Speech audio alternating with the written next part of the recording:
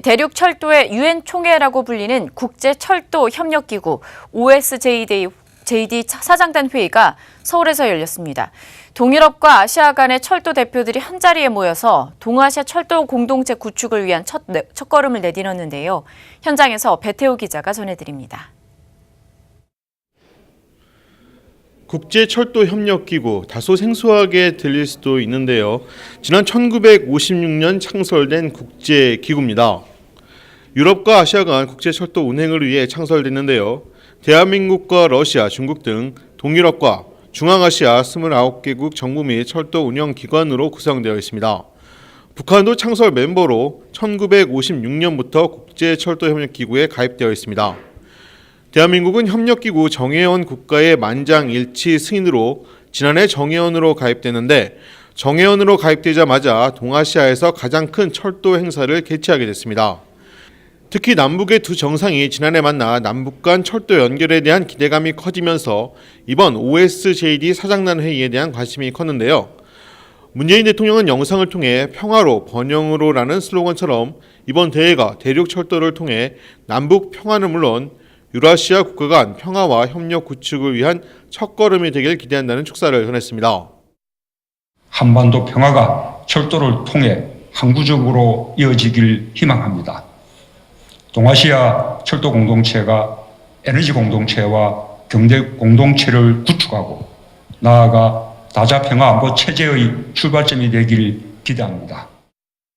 이날 사장단 회의에 직접 축사를 하러 나온 김현미 국토교통부 장관 역시 동아시아 철도 공동체의 중요성을 강조하는 한편 이를 위한 출발점으로 남북 철도 연결의 의미를 강조했습니다.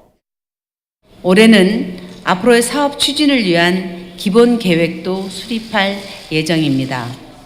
이제 남북 철도가 연결되면 철도는 더 이상 한반도 분단의 상징이 아닌 평화와 화합의 새로운 상징이 될 것입니다. 네, 이번 OSJD 사장단 회의에서는 대륙철도 경쟁력 제고를 위해 모두 15개 의제가 논의됐습니다.